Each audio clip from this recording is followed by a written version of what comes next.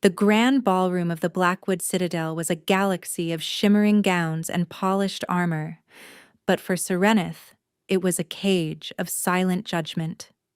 She stood near a marble column, trying to make herself as small as the Omega designation that had defined her entire life. Here, amidst the vibrant, powerful alphas and betas of the kingdom, she was a pale, washed-out thing, a wolfless wolf, a defect.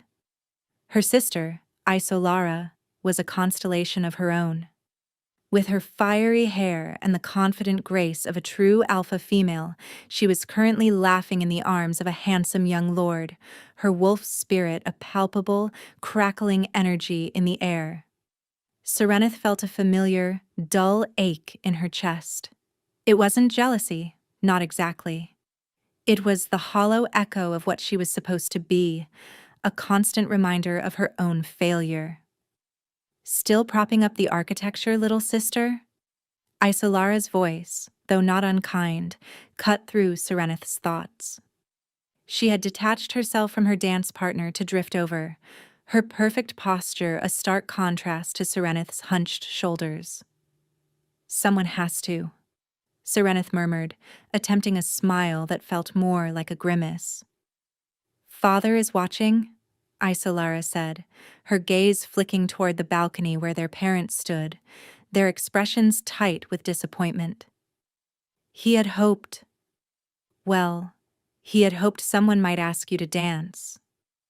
The words were meant to be encouraging, but they landed like stones. Hope was a luxury Serenith had given up long ago. No one danced with the shy Omega from the disgraced Silvermist pack, the one whose wolf had never fully emerged. At 21, her inner beast was a mere flicker, a whisper of instinct without form or voice. In a society that prized strength and the power of the shift, she was fundamentally broken. I'm fine, Isolara. Go, enjoy yourself. Isolara hesitated, her brow furrowed with a flicker of genuine concern. Serenith, you have a good heart. Your empathy, it's a gift. A useless gift. That was the unspoken part, her ability to feel the emotions of others, a strange, heightened sensitivity that came with her Omega status, was seen as a weakness. It made her fragile, prone to being overwhelmed. It was not a power you could win a battle or secure a bloodline with. It was the power to cry when others were sad.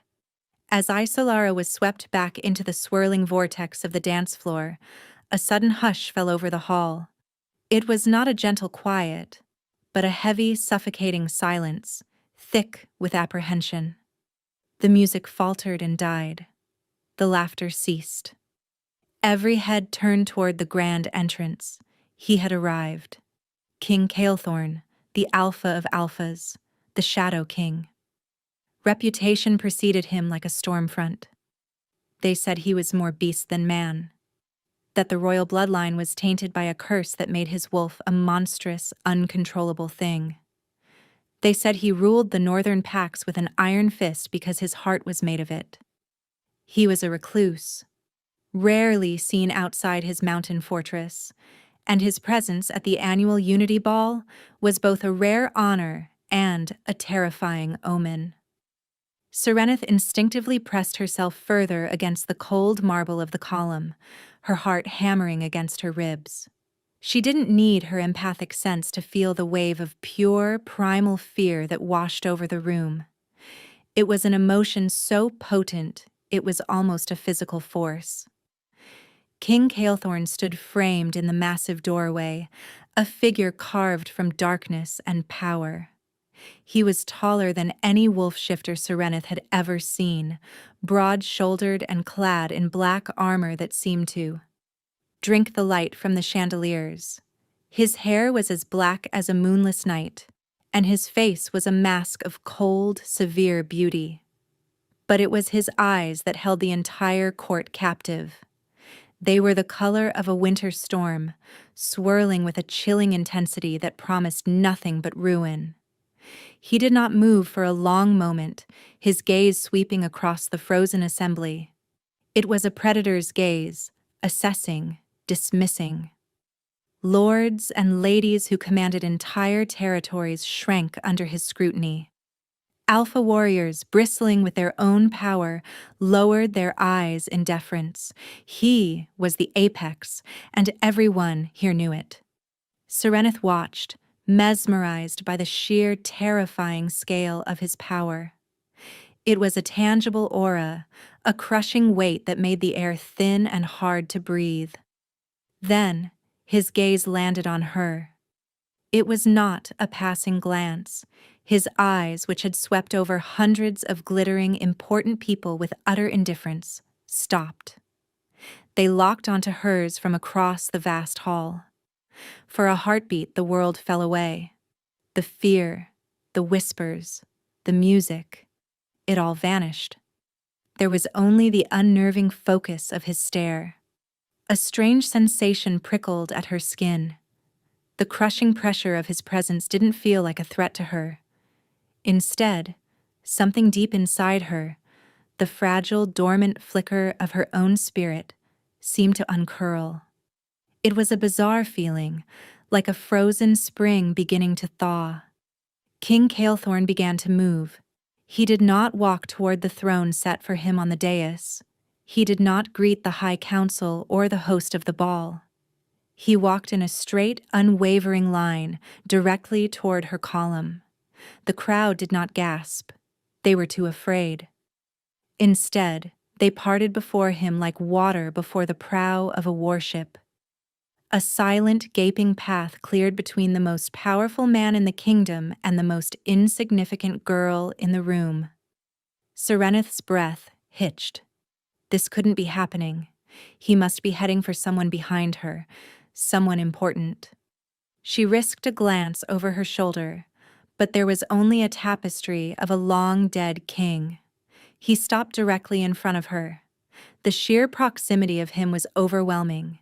He smelled of pine and cold stone and something else, something wild and dangerous that spoke to the deepest, most primal part of her. Up close, she could see the faint lines of strain around his eyes, the rigid set of his jaw. There was a deep, ancient pain simmering beneath the icy control, a suffering so profound it made her own heart ache in sympathy. Her empathic sense, usually a burden, was screaming at her now, showing her flashes of shadow and rage and a loneliness so vast it was like an abyss. "You," he said. His voice was a low rumble, like stones grinding together deep within the earth. It was not a question. Serenith could not find her own voice. She could only stare up at him, her mind a complete blank. He lifted a hand and she flinched, expecting a blow or a dismissal. Instead, his gloved fingers brushed a stray strand of hair from her cheek. The touch was shockingly gentle, a spark of warmth against her cold skin. "What is your name?" he commanded, his storm-gray eyes boring into hers. "Serenith," she whispered, the sound barely audible. A flicker of something unreadable passed through his expression. It wasn't kindness, but it wasn't cruelty either. It was recognition, as if he had been searching for something for a very long time and had just, impossibly, found it. "Serenith," he repeated, the name a solemn vow on his lips. He then extended his hand. "You will dance with me." The entire court held its breath. The silence was absolute, broken only by the frantic thumping of Serenith's own heart. The king's gloved hand remained outstretched, an undeniable command. To refuse was unthinkable. Her own hand, trembling, rose to meet his. Her small, bare fingers disappeared into his large, leather-clad palm. A jolt, sharp and electric, shot up her arm. It was the mate pull, the fabled, undeniable call of a destined bond. But this was wrong. It couldn't be. He was the Alpha King, and she was nothing. A broken omega. The fates did not write such cruel jokes. He led her toward the center of the floor, his grip firm and inescapable. The sea of shifters parted for them, their faces a mixture of shock, disbelief, and for some, unveiled hostility. She could feel the sharp sting of her mother's mortification and her father's bewildered fury from across the room. She saw Isolara, her mouth slightly agape, her perfect composure finally cracked. When they reached the center of the vast empty dance floor, the king nodded curtly to the terrified musicians. A slow, hesitant waltz began to play. He pulled her into a formal hold, one hand on the small of her back, the other still enveloping hers. His touch was a brand, searing through the thin fabric of her dress. "You are afraid," he stated, his voice low and for her ears only. "You are the king," she managed to reply, her eyes fixed on the polished black metal of his breastplate. She couldn't bring herself to meet his gaze. "Look at me." It was not a request. Slowly, hesitantly, she lifted her head. The intensity in his storm-gray eyes was even more potent up close. She saw the pain again, a darkness swirling just behind the surface. And then, for a split second, she saw something else, a flicker of raw, desperate need. "Why are you not cowering like the others?" he asked, his voice rough. "I can feel their fear. It is a nauseating stench. But you feel different." Serenith swallowed hard. I don't know, Your Majesty." It was a lie. She did know. Her strange empathy was not just receiving his pain, it was instinctively reaching out, trying to soothe it. The frightened flicker of her own wolf, so long dormant, was drawn to the raging inferno of his. It wasn't a conscious choice. It was an instinct she couldn't control. As they moved to the somber music, a strange peace began to settle between them. Serenith could feel the rigid tension in his shoulders begin to ease, the frantic, predatory energy that surrounded him calming into something less volatile. It was as if her very presence was a balm to a wound he had carried for a lifetime. Suddenly, he stiffened. A low growl rumbled in his chest, and his hand on her back tightened almost painfully. His eyes squeezed shut for a moment, and a tremor ran through his powerful frame. Serenith felt a spike of agony from him, sharp, blinding, like a knife to the temple. It was a glimpse of his hidden vulnerability, a crack in the granite facade. "Your Majesty?" she whispered, a genuine thread of concern in her voice. His eyes snapped open, the storm within them raging once more. The moment of weakness was gone, locked away behind a wall of ice. But he didn't release her. He held her closer, his head dipping slightly as if to draw strength from her scent. The dance ended. The final note of music hung in the air, heavy and expectant. King Calethorn did not release her. He stood in the center of the floor, holding the wolfless Omega in his arms, as if she were the only anchor in his world. Then he looked past her, his gaze sweeping over the stunned court, and his voice rang out cold and absolute, a king's decree that would shatter her world forever. "She is mine." The proclamation echoed in the cavernous hall, each word a hammer blow against the fragile silence. "She is mine." It was a statement of ownership, a claim as old as their people, raw and possessive. Serenith felt the blood drain from her face. This was not a dream. This was a nightmare unfolding in silk and candlelight. King Calethorn released her, but only to take her hand again, his grip possessive. He began to lead her from the dance floor, not back to her column, but toward the royal dais and the exit beyond. He moved with a purpose that defied any challenge. "Your Majesty, you cannot." A voice, sharp and furious, cut through the stunned quiet. Lord Velmeyer, the king's uncle and head of the royal council, stepped forward. He was a tall, severe man with eyes as cold as his nephew's, but his held a cruel, calculating glint where the king's held pain. The girl is an Omega. A faulty one, at that. From a disgraced line. She is not fit. Calethorn stopped. He did not turn his whole body, only his head, fixing his uncle with a look of such lethal intent that Velmeyer actually took a half step back. The temperature in the hall seemed to drop by 20 degrees.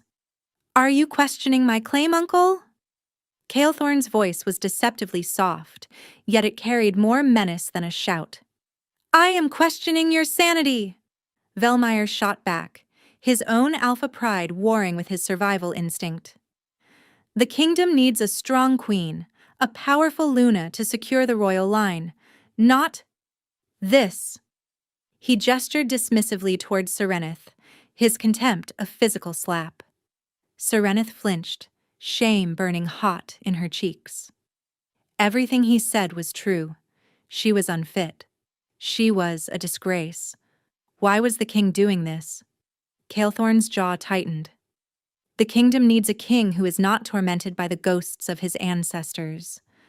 This Omega, she quiets them. The admission was stark, stripped of all pride. He turned his gaze back to Serenith, and for a fleeting moment, the entire court saw the raw vulnerability he had shown her on the dance floor. Her presence is the only peace I have known in a decade. I will not relinquish it. She will be housed in the royal wing. See to it. The last words were a command thrown to a nearby guard, who bowed low, his face pale. Without another glance at his fuming uncle or the scandalized court, Calethorn pulled Serenith along, sweeping her out of the ballroom and into the cold stone corridors of the Citadel's private wing. The heavy oak doors closed behind them, shutting out the world. They were alone. The hallway was lit by sparse torches, casting long, dancing shadows. The king's power was no longer a crushing weight, but a suffocating blanket in the enclosed space. He led her through a maze of corridors until they reached a set of imposing carved doors guarded by two of his personal sentinels, the elite shadow guard. They bowed as he approached, their faces impassive masks. He pushed the doors open, revealing a suite of rooms that was larger than her entire family home. It was opulent but stark, dominated by dark wood, heavy tapestries, and a massive, unlit hearth. It felt less like a home, and more like a beautiful prison. "These will be your chambers," he said, his voice returning to its usual cold, detached tone. He released her hand, and the loss of contact was so abrupt she felt suddenly, terrifyingly cold. "You will not leave without my permission. You will be attended to. You will want for nothing, except your freedom." Serenith finally found her voice, though it trembled. "Why? Why are you doing this, Your Majesty?" He turned to face her, his tall frame silhouetted against the dim light from the hallway. "Because when you are near, the beast inside me sleeps, and I will pay any price for that silence." He didn't wait for a reply. He simply turned and walked out, the heavy doors closing behind him with a final booming click that sounded like the lid of a coffin. Serenith was left standing alone in the vast, silent room, a prisoner of the Shadow King. The first few days of Serenith's confinement were a blur of fear and confusion. Servants, their eyes downcast and faces carefully blank, brought her meals, gowns, and anything she requested, all without speaking a word unless spoken to. They were terrified of her, or rather, of the king's sudden and inexplicable interest in her. She was not a guest. She was a curiosity, a fragile thing the beast had brought back to its lair. Her rooms were luxurious, with a canopied bed large enough for 6 and a balcony that overlooked the jagged peaks of the northern mountains. But the beauty was a mockery. The door was always guarded. She was a bird in a very gilded cage, The king himself was a phantom. She did not see him, but she felt his presence. Sometimes, late at night, she would feel a wave of his torment from a distance, a spike of rage, a deep throb of pain, and she would lie awake, her own heart aching for him until the feeling subsided. Her empathic sense, once a source of misery, had become a strange, invisible tether to her captor. On the fourth day, a new face appeared. A man in the uniform of the king's beta entered her chambers. He was older than the king, with streaks of gray in his dark hair and kind, weary eyes. "My name is Fenrith," he said, offering a small, respectful bow. "I am the king's beta. His Majesty has asked me to ensure you are comfortable." "I am a prisoner, Lord Fenrith," Serenith stated, her voice quiet but firm. She had decided that cowering would do her no good. Fenrith sighed, the sound heavy with resignation. "That you are, my lady. And for that, I am sorry. Caelthorn, the king, he is not a cruel man by nature. He is a desperate one." "Desperate enough to steal a woman from her life and lock her away?" "Yes," Fenrith said simply. "He is that desperate." He looked at her, his gaze searching. "He says you quiet the curse. I did not believe him, but standing here now, the air around you is calm, peaceful. For years, the king's presence has been like a gathering storm. With you, the storm has passed." Serenith wrapped her arms around herself. "What is this curse? Everyone whispers about it, but no one truly knows." Fenrith hesitated, his loyalty to his king warring with the compassion in his eyes. "It is an affliction of the royal blood, an ancestral darkness. With each generation, the king's inner wolf grows more powerful, more uncontrollable. For Caelthorn, it is extreme. It is a second form, a creature of pure shadow and rage that fights for control. It causes him constant, agonizing pain. The only thing that has ever eased it, even for a moment, is you." The confession hung in the air between them. The Shadow King was not just a moniker, it was a literal description of his suffering. He wasn't a monster. He was a man battling one within himself. "He has not come to see me," Serenith said, the words a soft admission of a strange disappointment. "He is afraid to," Fenrith replied. "He is afraid of what his beast might do, even with you near. And he is afraid of what it means to need someone this much. Power is all he has ever known, and you, my lady, have a power over him that he cannot comprehend." That night, Serenith could not sleep. Fenrith's words echoed in her mind. She stood on the balcony, the cold mountain air biting at her cheeks. In the distance, she saw a lone light in the highest tower of the citadel, the king's private study. She could feel him there, a beacon of lonely anguish. Without thinking, she closed her eyes and focused. She let her empathic gift, her supposed weakness, flow out of her. She didn't try to fight his pain or block it. She simply sent a wave of pure, unconditional calm toward that distant light. She imagined a quiet forest, a gentle stream, the feeling of soft moss underfoot. She poured all the peace she could muster into that invisible tether. For a long time, nothing happened. Then, the frantic, jagged edges of his pain began to smooth out. The turbulent sea of his emotions grew still. The connection between them hummed with a quiet, shared relief. In his distant tower, King Caelthorn looked up from the ancient texts he'd been studying, his head snapping up as if from a dream. The chronic, splitting headache that was his constant companion had vanished. The snarling of the beast in his soul had fallen silent. He went to his own window, staring across the courtyard toward her chambers, toward the source of this impossible peace. For the first time in his adult life, his mind was utterly, blessedly quiet. and he knew, with a certainty that terrified him, that it was her doing. The next evening, he came. Serenith was sitting by the fire, a book untouched in her lap, when the doors to her chamber opened without a knock. King Calethorn stood there, not in his intimidating armor, but in a simple black tunic and trousers. The absence of his armor made him seem both more human and more dangerous. He said nothing, simply walking to the hearth and staring down into the flames. The silence stretched, thick and heavy with unspoken thoughts. Serenith's heart beat a frantic rhythm against her ribs. "How did you do it?" he finally asked, his voice a low growl. He did not look at her. "Do what, Your Majesty?" she asked, her voice barely a whisper. "Last night," he said, turning to face her. His gray eyes were burning with an intensity that made her breath catch. The pain, it stopped. The rage, it was gone. That was you. Serenith clutched the book to her chest like a shield. I have a sort of empathy. I can feel what others feel. Sometimes I can project.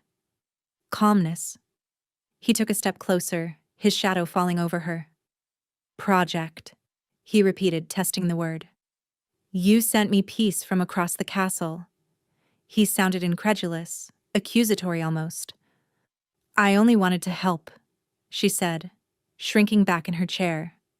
His expression hardened. No one helps me. They fear me. They obey me. They plot against me. But they do not help me. He took another step, looming over her now. What are you? The question was raw, torn from a place of deep confusion and suspicion. He was a man who understood power in the form of claws and teeth and armies. Her soft, intangible gift was a mystery he couldn't solve, and it infuriated him. I am an Omega, she answered softly. My wolf is weak. This is all I have. He stared at her for a long moment, his gaze tracing her features as if trying to find the source of her strange magic. Then he did something that shocked her more than any display of power could have. He knelt. The Alpha King, the ruler of all the packs, knelt before her chair, bringing his eyes level with hers. The act was so contrary to his nature, so profoundly humbling, that it stole the air from her lungs. Show me, he commanded, his voice rough with a desperate vulnerability. Do it again. Serenith hesitated. He was too close, his presence too overwhelming. She could feel the beast stirring just beneath his skin, a low, guttural vibration of suspicion and need. It was drawn to her, but it did not trust her. Slowly, she lifted a trembling hand. She didn't dare touch him. Instead, she let it hover in the air, inches from his face. She closed her eyes and reached for that quiet place inside herself. She didn't project it this time. She let it emanate from her, a gentle aura of solace. She thought of sunlight on a closed eyelid, the scent of rain on dry earth, the feeling of a sleeping animal's steady breath. A shudder ran through Calethorn.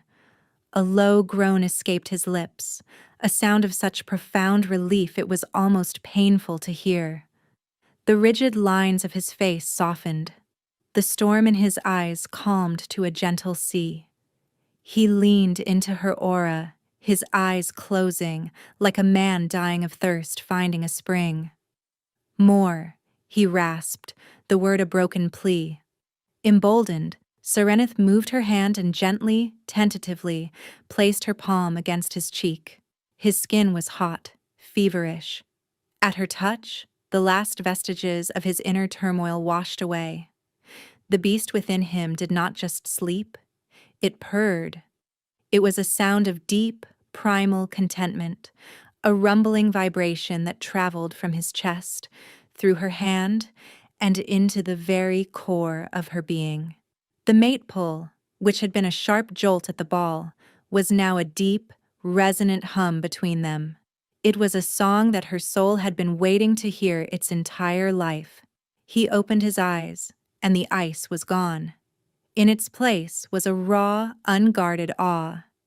He looked at her not as a tool or a curiosity, but as a miracle. "Serenith," he breathed, his voice thick with emotion. He covered her hand with his own, pressing it tighter against his face. The moment was shattered by a sharp, commanding knock on the door. "Your Majesty, Lord Velmeyer demands an audience. He brings the council." It was Fenrith's voice, tight with urgency. Calethorn stiffened, the kingly mask slamming back into place. He rose to his feet in one fluid motion, the brief moment of peace utterly destroyed. The storm was gathering again, not inside him, but at his door. He looked from the door back to Serenith, his expression a complex mixture of fury and regret. "This is not over," he promised, his voice low and dangerous, before striding to the door and pulling it open to face the coming conflict.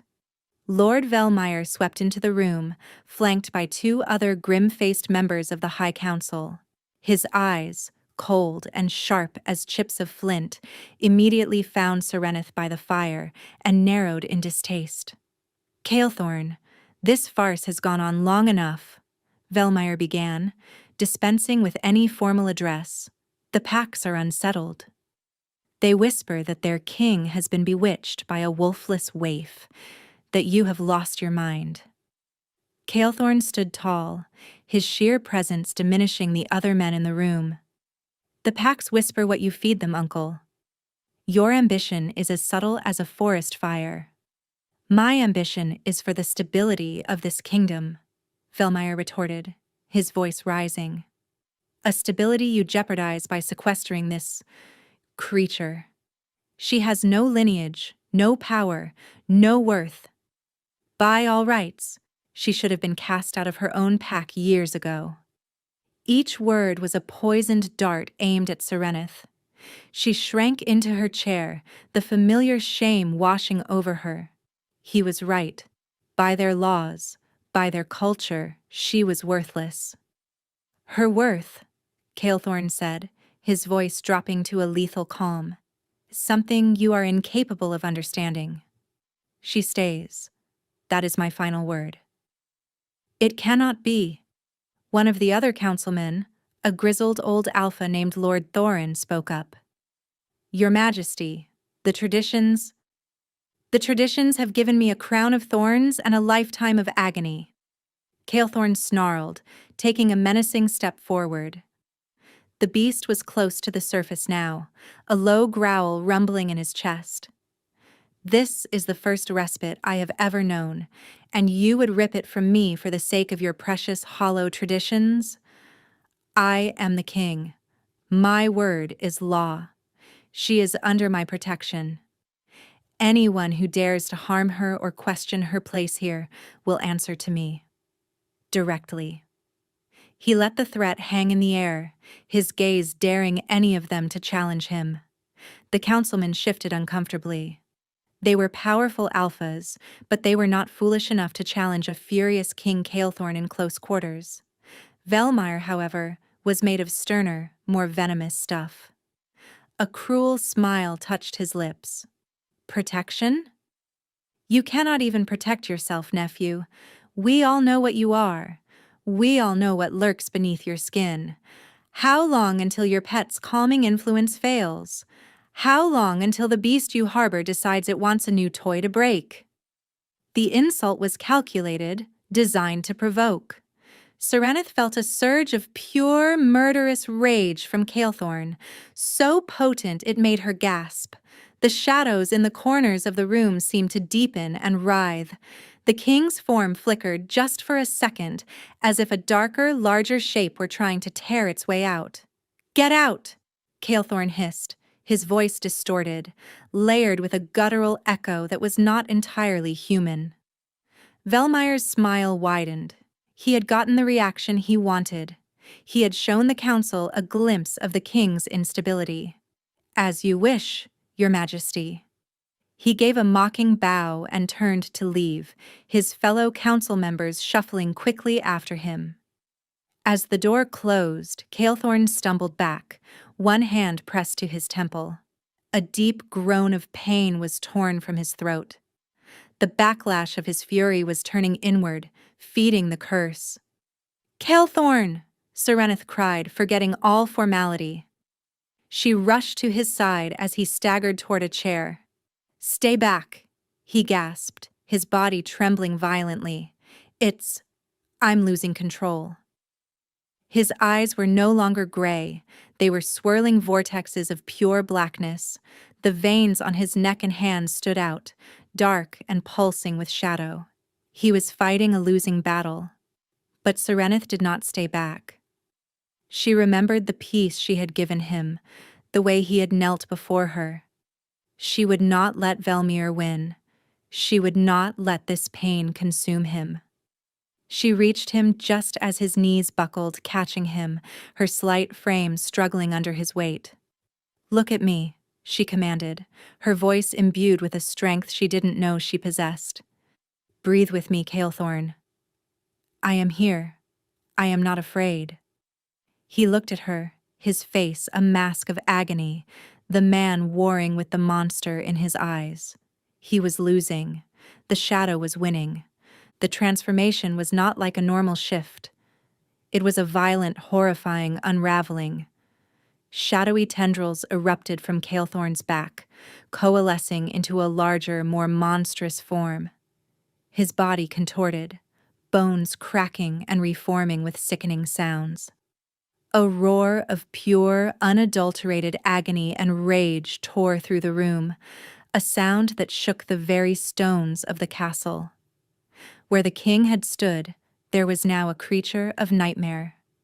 It was bipedal but hunched, larger than a bear, and seemed woven from living shadow. Its fur was the color of pitch, its claws were like obsidian daggers, and its eyes glowed with a malevolent crimson light. This was the Shadow Wolf, the truth of the royal curse made manifest. Serenith was thrown back by the force of the transformation, landing in a heap near the hearth. Her every instinct screamed at her to run, to hide, to cower. This was not a wolf. This was a demon. The beast turned its glowing red eyes on her. It let out another guttural snarl, a sound of pure predatory intent. It took a step toward her, its claws scraping grooves into the stone floor. Fear, cold and absolute, threatened to paralyze her. But then, through the terror, her empathy pierced the veil of the monster's rage. Beneath the fury, beneath the killing intent, she felt him. Calethorn. He was still in there, a tiny, flickering candle of consciousness being consumed by a hurricane of darkness. He was trapped, terrified, and in unimaginable pain. The beast was not just a monster, it was his suffering given form. That realization changed everything. Her fear did not vanish, but it was overshadowed by a wave of fierce, protective compassion. She would not abandon him to this darkness. As the beast lunged, not to kill but to corner her, she did not scream. She got to her feet, her hands held out in a placating gesture. "Calethorn," she said, her voice shaking but clear. "I know you are in there. I am not your enemy." The creature paused, its head cocked as if confused by the sound of her voice. It let out a low, warning growl, the crimson in its eyes pulsing. It could not understand her words, but it could feel the absence of fear in her. Serenith took a deep breath and did the most foolish, most courageous thing she had ever done in her life. She reached out with her gift. She didn't just project calm, she opened herself up completely, dropping all her mental and emotional shields. She exposed the soft, vulnerable core of her spirit to the raging monster. "I see your pain," she sent, not in words, but in pure feeling. "You are not alone in it. Let me share the burden." The beast roared and recoiled as if struck. Her empathy was a foreign concept to its world of rage and instinct. It was like dousing a fire with water. It hissed, shaking its massive head, the shadows around it flickering violently. She took a tentative step closer. "It's all right," she whispered, pouring more and more of her essence into the connection between them. She didn't try to fight the darkness. She simply filled the space with light, a gentle, pervasive glow of acceptance and peace. The crimson in the creature's eyes began to fade, replaced by flickers of stormy gray. The guttural growling softened into a sound of confusion and pain. It looked down at its own shadowy claws as if seeing them for the first time. Serenith took another step, and another, until she was standing directly before the towering monster. It trembled, its massive form starting to destabilize. She reached up a trembling hand and laid it on the creature's chest, right over its heart. The moment her skin made contact with the living shadow, a wave of pure solace flooded the beast. It cried out, a sound that was no longer a roar but a mournful keen. The shadowy form began to collapse inward, dissolving like smoke in the wind. The monstrous shape shrank, the darkness receding back into the man at its center. Calethorn collapsed to his knees, no longer a monster, but a man, naked and shivering, his body covered in a sheen of cold sweat. He was gasping for air, his eyes wide with disbelief and exhaustion. He stared at Serenith, who stood before him, her hand still resting on his chest. She had not run. She had faced the very worst part of him, the secret that had isolated him his entire life, and she had not even flinched. She had saved him from himself. "Serenith," he choked out, his voice raw. He reached up and grabbed her hand, holding it to his heart as if it were his only salvation. The last of the shadows in his eyes receded, leaving only the clear storm gray of the man, filled with a look of utter soul-shattering reverence. In the aftermath of the transformation, a profound quiet filled the room. The only sound was Calethorn's ragged breathing as he knelt on the cold stone floor, clinging to Serenith's hand. The king, who was feared by all, was reduced to a state of raw, trembling vulnerability, and Serenith felt no triumph, only a deep, aching tenderness. She gently pulled a heavy fur rug from a nearby chair and draped it over his shoulders.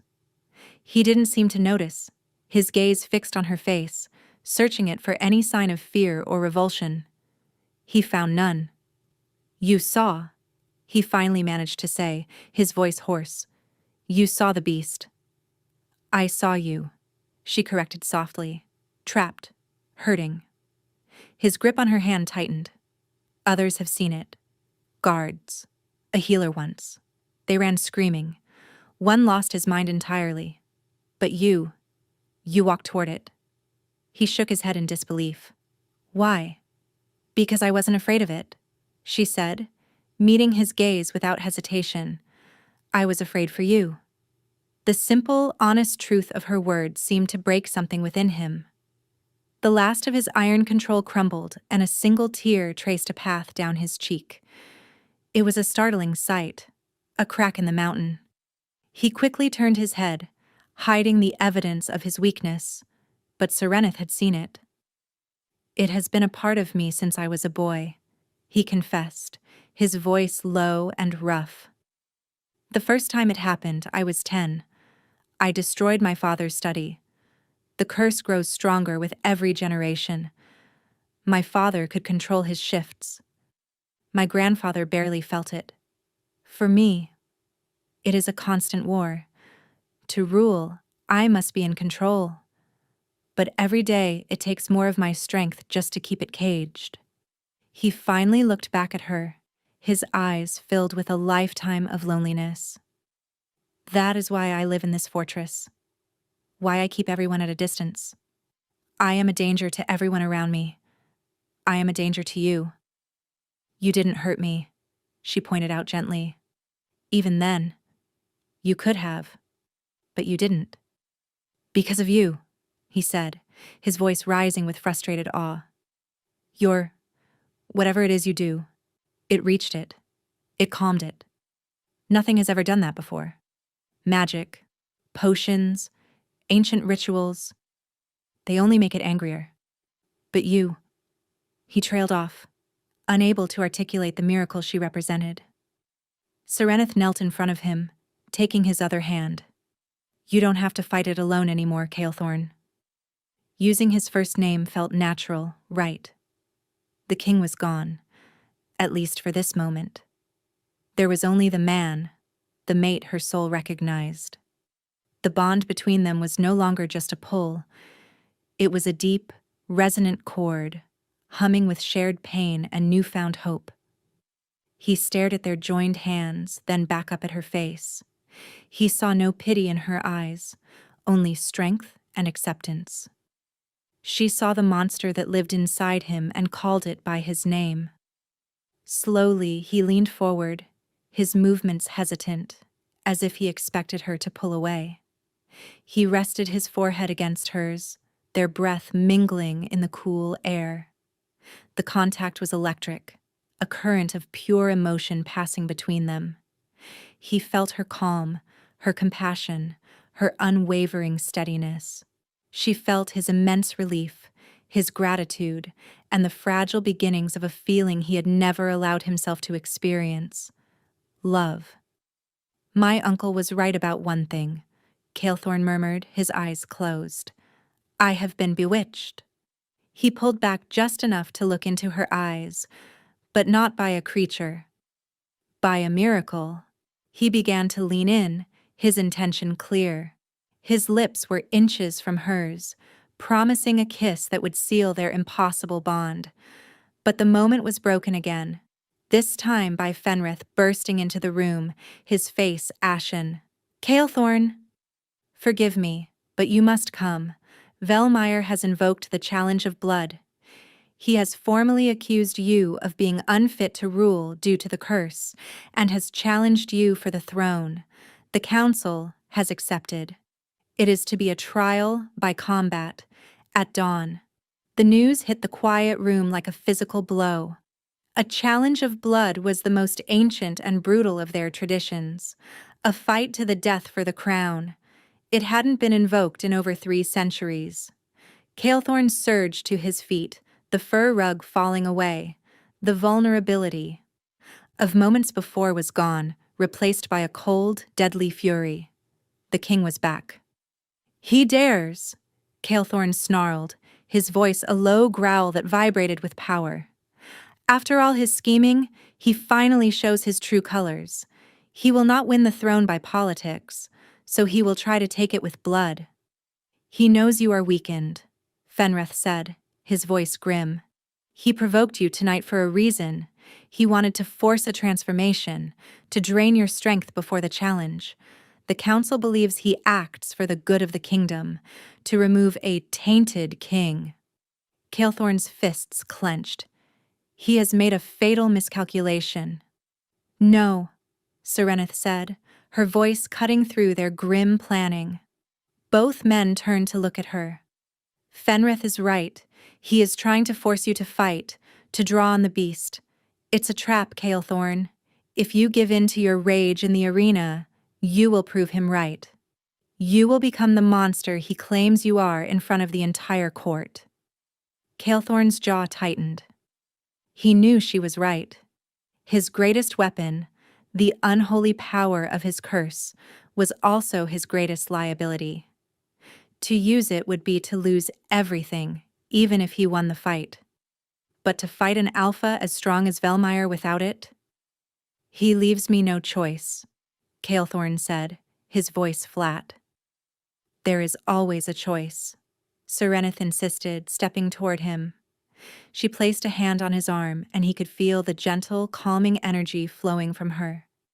Fight him as a man, as a king, not as a monster.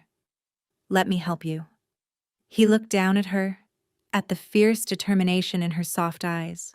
She was offering him not just solace, but strategy. She was offering him a new way to be strong. How? He asked, his voice softer. Stay with me until dawn, she said. Don't let yourself be consumed by anger.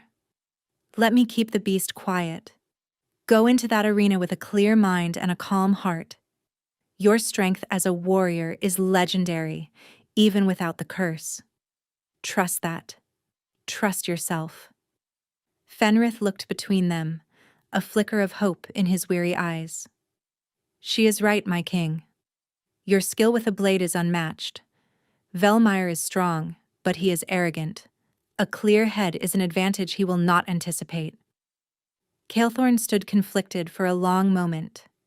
Every instinct screamed at him to embrace the rage, to unleash the overwhelming power that would tear his uncle apart. It was the only way he had ever known how to solve his most dire problems. But looking into Serenith's eyes, he saw a different path, a harder path, but one that led not just to survival, but to true victory. He gave a slow, deliberate nod. Very well. He turned to Fenrith. Make the preparations. I will meet my uncle in the arena at dawn. Fenrith bowed and left, leaving them alone once more. Calethorn turned back to Serenith, his expression unreadable. He reached out and cupped her cheek, his thumb stroking her skin. You are asking me to face my death with nothing but my own strength, something I have not trusted in years. You are not alone, she whispered, leaning into his touch. I will be with you. Every moment, for the few hours that remained until dawn, she did not leave his side. She did not speak of the fight. Instead, she sat with him before the fire, her hand in his, and she told him stories. Simple tales from her childhood, stories of the sun and the moon, of brave rabbits and clever foxes. She poured all of her calm, all of her light, into him. She held the snarling beast at bay with nothing but the soft power of her voice and the steady strength of her spirit. As the first gray light of dawn crept through the window, Calethorn rose. He was calm, his eyes clear and focused. The frantic, pained energy that usually clung to him was gone. He was simply a king, preparing for battle. He donned his armor piece by piece, the metal gleaming in the firelight. When he was done, he looked every inch the ruler he was born to be. He walked to the door, then paused, turning back to her. If I do not return, you will return, she said with unshakable certainty. He gave her a small, rare smile. It transformed his harsh features, giving her a glimpse of the man he could be without the curse. Wait for me. Then he was gone, his. Footsteps echoing down the stone corridor, walking toward a fight that would decide not only his life, but the future of the entire kingdom. Serenith sank into a chair, her body trembling now that he was gone, and sent every ounce of her strength after him. The arena was a circle of packed earth surrounded by rising stone tiers, open to the cold morning sky. It was a place for settling disputes, for displays of strength, and now for a king's potential execution. The court was assembled, their faces grim and expectant. Lord Velmeyer stood in the center, bare-chested, armed with a wicked-looking gladius. He was a formidable figure, his body a roadmap of scars from past battles, his alpha power radiating from him in waves of arrogant confidence. When Calethorn entered, a murmur went through the crowd. They had expected the Shadow King, a figure of barely contained rage. Instead, they saw their king, composed and controlled, his eyes as clear and cold as the dawn. He carried a simple longsword, its pommel bearing the royal crest. He looked less like a monster and more like the embodiment of justice. He took his position opposite his uncle, the required 10 paces between them. So, the beast deigns to show some restraint, Velmeyer taunted, his voice echoing in the silent arena. Or has your little Omega pet drained you of your power completely? Calethorn did not rise to the bait. His expression remained impassive. He remembered Serenith's words. A clear head is an advantage he will not anticipate. "This ends today, Velmire," Calethorn said, his voice calm and carrying. "Your treason, your ambition, your corruption. It all ends with your blood on this sand." Fenrith, acting as the arbiter, raised his hand. "The challenge of blood is joined. Let it be to the death." He dropped his hand, and Velmire charged. The fight was brutal from the first moment. Velmire was a whirlwind of aggressive force, his gladius a blur of silver, seeking to overwhelm Calethorn with sheer ferocity. Calethorn, however, was a rock. He met the onslaught with patient, precise defense, his longsword a wall of steel. He parried, blocked, and sidestepped, his movements economical and fluid. He was fighting with pure, honed skill, not the wild rage his uncle had expected. Velmir's frustration grew with every deflected blow. "Fight me, you coward!" he roared, swinging his sword in a wide, reckless arc. "Unleash the monster! Show them all what you are!" Calethorn saw his opening. He ducked under the wild swing, his own sword flashing out in a precise thrust that scored a deep gash along Velmire's ribs. Velmire roared in pain and fury, stumbling back. First blood went to the king. From her balcony high above, Serenith watched, her hands clenched so tightly her knuckles were white. She could feel the battle through her bond with Calethorn. She felt his focus, his control. She felt the beast, chained and snarling deep within him, desperate to be unleashed, and she sent a continuous wave of calm, a silent mantra of peace, control, strength. The fight wore on. Calethorn, with his superior reach and flawless technique, began to dominate. He landed another cut on Velmire's arm, then another on his leg. His uncle was slowing, his movements growing sloppy with rage and pain. The court watched in stunned silence as their supposedly unstable king systematically dismantled one of the most feared warriors in the kingdom without once tapping into his cursed power. Seeing the fight turning against him, Velmire grew desperate. During a brief clash of swords, he sneered, his voice low and venomous. "Even if you kill me, you lose. I have a contingency. A little parting gift for your Omega." Calethorn's control wavered for a fraction of a second. "What did you do?" "There is a slow-acting poison in the wine that was sent to her chambers this morning. Odorless, tasteless, derived from silverwood ash. It won't kill a normal shifter, just make them ill. But for someone with a weak or non-existent wolf like hers, it will simply unravel her from the inside out. She'll be dead by noon." Velmire grinned, his teeth stained red with blood from a split lip. "You can have your throne. You will just have to rule. Alone again. Forever."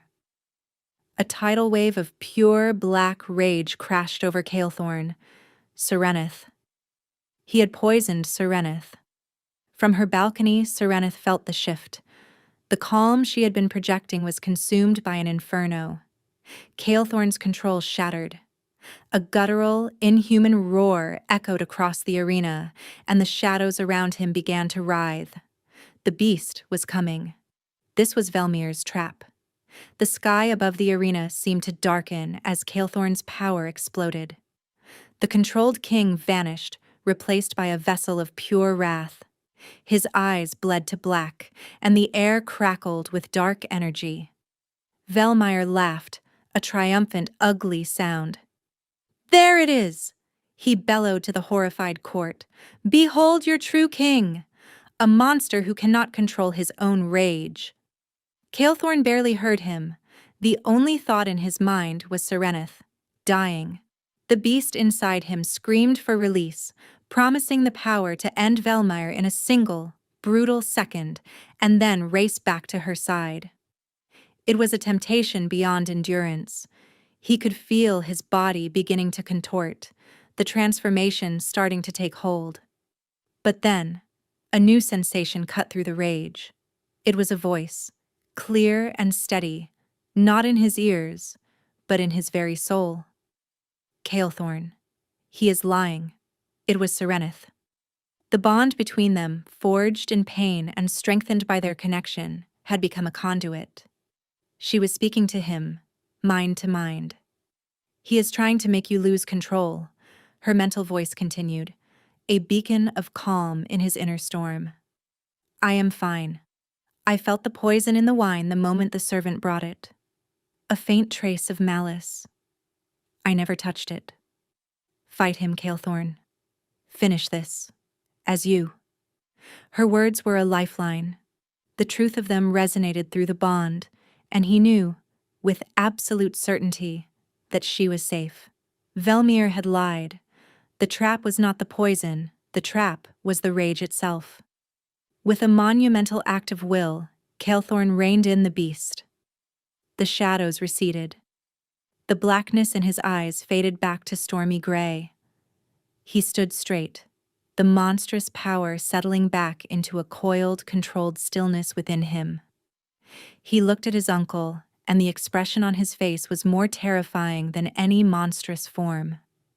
It was the cold, absolute certainty of a king delivering judgment. Velmir's triumphant laughter died in his throat. His plan had failed. Calethorn had controlled the beast, even at the peak of his rage. He had mastered the curse. Liar, Calethorn said, his voice soft but carrying the weight of a death sentence. He moved. It wasn't a charge. It was a fluid, inescapable advance. He was no longer just defending. His sword became an extension of his will, a blur of silver and death. Velmir, shocked and suddenly afraid, could only give ground, his defense clumsy and desperate. Clang. Calethorn's sword knocked the gladius from his uncle's hand. It spun through the air and landed in the dust. Clang. A disarming strike sent Velmir's backup dagger flying. Velmir stood disarmed and bleeding before his king. The arrogant confidence was gone, replaced by raw, primal fear. Calethorn did not hesitate. He did not gloat. He simply stepped forward and ran his sword through his uncle's heart. It was a clean, swift, and merciless end. Velmir stared at him, his eyes wide with shock, a trickle of blood appearing at the corner of his mouth. The curse, he rasped. It will still destroy you. No, Calethorn said, his voice cold. It will not. He pulled his sword free, and Lord Velmir, the traitor who had plagued his reign and his family for decades, collapsed into the dust, his lifeblood staining the earth of the arena. A stunned silence fell over the court. Calethorn stood over his uncle's body, his chest heaving, not with exhaustion, but with the aftermath of the immense control he had exerted. He had won. He had faced his greatest trial and won, not as a beast, but as a man, as a king. His gaze lifted, sweeping over the shocked faces of his council, his people, and then upward, finding her.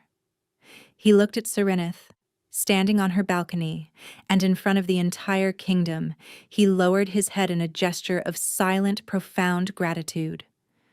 She had not just saved his life, she had saved his soul. With the death of Velmir, the immediate threat was gone, but the tension in the kingdom remained. Calethorn had proven his control, but he had also confirmed the existence of his curse to the entire court. He was a victor, but a vulnerable one. He did not return to Serenith's chambers immediately. There was a kingdom to secure. He spent the hours after the duel in the throne room, his bloody sword still at his side, his armor still stained with dust and gore. He met with the council, his gaze hard and unforgiving. There was no more room for debate. There was no more questioning his authority. He had demonstrated a level of control and power none of them had thought possible. He had defeated a master warrior while holding a demon at bay. They saw not a cursed man, but a king of unimaginable strength. One by one, the lords who had sided with Velmir knelt and swore new oaths of fealty, their faces pale with fear and newfound respect. By the time the sun set, his rule was absolute, stronger and more secure than ever before.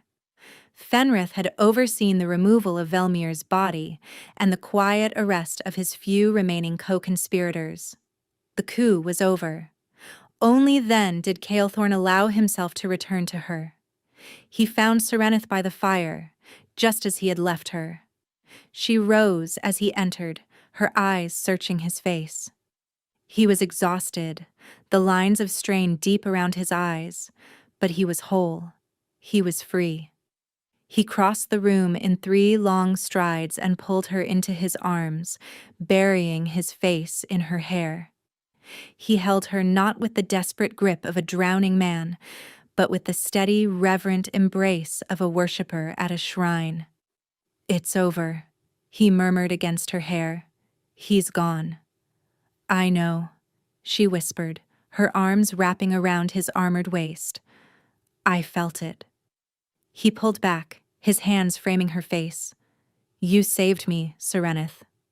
In the arena, he would have broken me. "You saved yourself," she insisted. "You chose control. You chose to be a king." "I chose you," he corrected, his voice thick with an emotion he no longer tried to hide. "When I thought he had hurt you, the beast was all I had. But your voice, it was stronger." The raw honesty between them was a powerful, intoxicating thing. All the masks were gone, all the walls torn down. There was only a man and a woman, bound by a fate that was both a curse and a miracle. "The curse is not gone, Caelthorn," she said softly, her brow furrowed with concern. "You have mastered it, but the pain, the darkness, it is still there." She could feel it, a dormant volcano deep within him. He nodded, his expression grim. "It is a part of my blood. It cannot be undone. But with you, it can be managed. It can be ruled, just as I rule this kingdom." He looked at her, his storm-gray eyes softening. "Serenith of Silver Mist, my wolfless Omega, my savior. You have shown me a strength I never knew existed. Not the strength of claws and fury, but of heart and spirit." He lowered his head, and this time there were no interruptions, no challenges, no counsels, no threats. This time there was only them. His lips met hers, and the world fell away. The kiss was not one of passion or desperate need, but of profound gratitude and deep, soul-shaking love. It was a promise, a vow. It was the sealing of their bond, the final, irrefutable acknowledgement of the mate pull that had drawn them together from the very beginning. In that kiss, Serenith felt the last of her own insecurities, the shame of being a broken Omega, melt away. Her weakness was her strength, her empathy was her power. Here, in the arms of the Shadow King, she was not just accepted, she was revered. She was not a prisoner, she was the keeper of the king's heart. When they finally broke apart, both breathless, Caelthorn rested his forehead against hers. "Marry me, Serenith," he said, his voice a low, earnest plea. "Be my queen, rule by my side, help me heal this kingdom, help me heal myself." Tears of joy welled in Serenith's eyes. The shy Omega who no one would dance with, the girl who had been an outcast her entire life, was being asked to be a queen. "Yes," she whispered, her voice choked with emotion. "Yes, Caelthorn. Always, yes." The following day, Caelthorn called a full assembly of the court. He stood on the dais before the throne, not in armor, but in the formal robes of his office. Serenith stood beside him, her hand held firmly in his. She wore a simple gown of deep blue that matched the calm in her eyes, a stark contrast to the glittering, ostentatious finery of the other court ladies. A nervous energy filled the throne room. They had witnessed the king kill his uncle and secure his throne. Now, they waited to see what this new era would bring. Yesterday, Calethorn began, his voice ringing with authority. This kingdom was threatened by treason born of fear and prejudice. Lord Velmeyer believed that strength was only measured in physical power and the ferocity of one's wolf. He believed this kingdom needed a queen who fit that narrow, brutal definition. His gaze swept over the assembled lords and ladies. He was wrong. True strength is not the power to destroy, but the power to heal. It is not found in rage, but in compassion. It is not the dominion of alphas alone. He turned his gaze to Serenith, his expression softening for all to see. This woman, Serenith of the Silver Mist Pack, an Omega you have all dismissed as weak and broken, possesses a strength greater than any warrior in this room. She faced my curse without fear. She gave me the clarity to defeat my enemies. She saved my life, and she has saved my reign. A murmur of disbelief and wonder went through the crowd. Calethorn raised her hand, his voice booming with a king's command. She is my chosen mate, my queen. You will show her the same respect and loyalty you show me. Her word is my word. Her power is the power that will now guide this kingdom.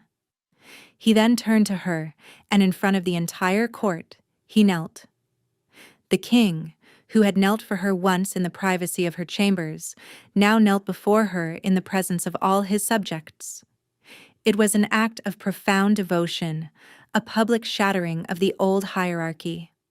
"My queen," he said, his voice thick with emotion. Serenith's heart swelled. She looked out at the sea of faces, her shocked parents, her stunned sister, the powerful alphas who had once looked through her as if she were glass, and she felt no fear. She placed her hand on Calethorn's head, a gesture of acceptance and partnership.